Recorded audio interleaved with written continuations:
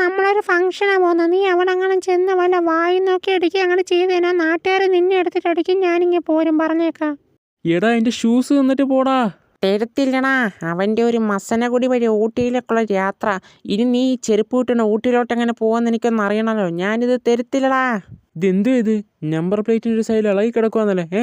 നീ എന്താ ചോദിക്കുമ്പോൾ ദേഷിക്കുന്നേ? നിനക്ക് ഫൈൻ അടിച്ച് തരാടാ. നിനക്ക് സുഗുണം ഞാൻ അറിഞ്ഞൂടാ.